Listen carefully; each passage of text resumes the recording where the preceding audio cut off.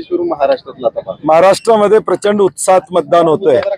अगदी चांद्यापासून बांद्यापर्यंत या सरकारला घरी बसवायचा आणि नवं विश्वासाचं महाविकास आघाडी सरकार आणायचा निर्धार महाराष्ट्रातल्या तमाम जनतेनं त्या ठिकाणी घेतलेला आहे।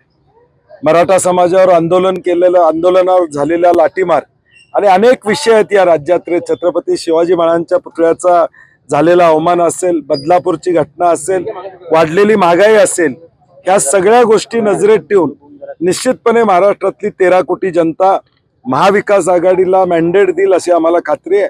कोल्हापूरमध्ये पण चंदगडपासून शिरोळपर्यंत सकाळपासून अत्यंत उत्साहात मतदान सुरू आहे।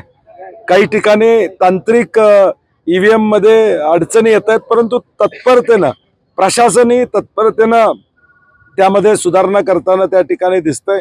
काही किरकोळ तक्रारी येतात, परंतु ताबडतोब त्यामध्ये सुधारणा करण्याची भूमिका प्रशासनाने घेतलेली आहे आणि आम्हाला खात्री आहे की या राज्यातली जनता हे महाविकास आघाडीला मॅन्डेट देईल आणि महाविकास आघाडीचं सरकार येईल। पैसे वाटल्याचा प्रकार कशा प्रकारे बघता? कारण मोठ्या प्रमाणात टीका झालेली आहे, विनोद तावडेंनी मात्र साफ इन्कार केलेला आहे। नाही, हे सरकार खोकेवाला सरकार आहे हे महाराष्ट्राला माहित आहे।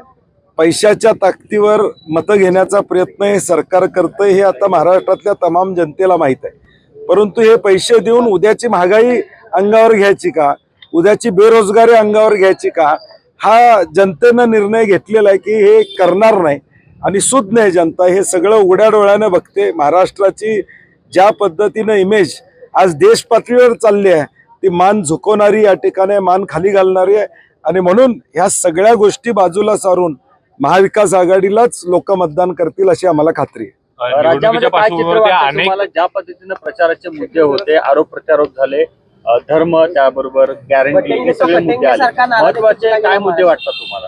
नाही, मी म्हणलं सातत्यानं आम्ही सांगतोय महाराष्ट्रातला मध्यमवर्गीय महागाईनं पिचलेला आहे, बेरोजगारी वाढलेली आहे। MPSCचे नव्हते एवढे आंदोलन या महायुतीच्या काळात झालेले आहे आणि म्हणून महाविकास आघाडीचा जो महाराष्ट्र धर्म वाचवला पाहिजे या भूमिकेतून आदरणीय राहुलजी असतील, आदरणीय पवार साहेब असतील, आदरणीय उद्धव ठाकरे साहेब असतील, यांच्या नेतृत्वाखाली आम्ही एक विश्वासाचं सरकार देतोय।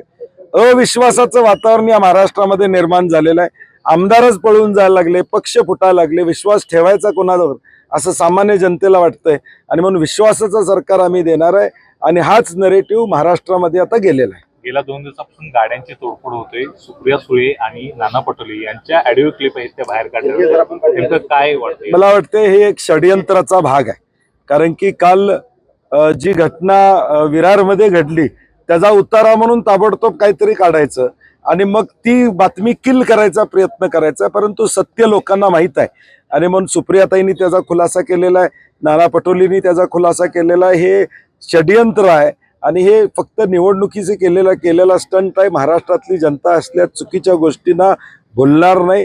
जे टीव्हीवर बघितलेलं आहे विरार मधलं ते सत्य लोकांच्या समोर आहे। कोल्हापूर जिल्ह्यात काय परिस्थिती दिसते? नाही, मी म्हटलं जसं कोल्हापूर जिल्ह्यात देखील महाविकास आघाडीला प्रचंड मॅन्डेट त्या ठिकाणी, कारण की गेल्या 2.5-3 वर्षामध्ये टक्केवारीचे प्रतिनिधी या कोल्हापूरमध्ये टक्केवारीच्या माध्यमातून या कोल्हापूरला बदनाम करण्याचा प्रयत्न केलेला आहे आणि आम्ही कोल्हापूरच्या विकासाचं विजन घेऊन पुढे जात आहोत।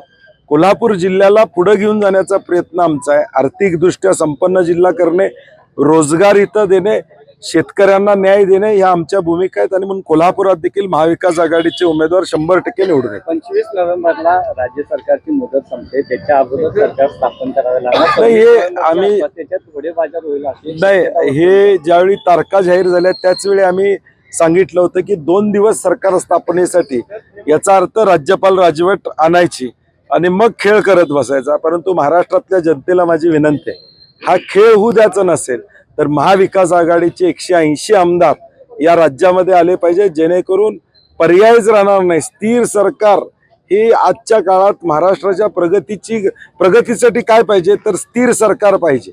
हे असलं चुकीचं सरकार, फोडाफोडीचं सरकार नको आणि म्हणून राज्यपाल 26 तारखेनंतर आम्हाला तशी वेळ येणार नाही, कारण की मॅक्झिमम जागा आमच्या येतील आणि राज्यपालांना आम्हालाच बोलवावं लागेल। जिल्ह्यात 10च्या 10 जागा मुख्यमंत्री होतील अशा पद्धतीने पुन्हा भाजपचे नेते मला वाटतं अमित शहानी परवा स्टेटमेंट केलेलं आहे काय होणार काय नाही होणार, तशी वेळ त्यांच्यावर येणार नाही. ते दिवास्वप्न आहे त्यांचं.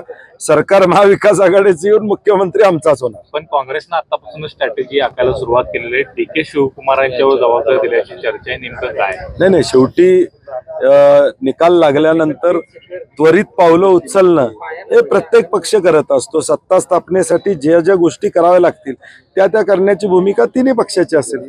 सतीश पाटलांचं प्रिडक्शन काय आहे, फिगर काय सांगते? नाही, मी म्हणलं तसं महाराष्ट्रामध्ये 180 जागा या निश्चितपणे महाविकास आघाडीच्या येतील.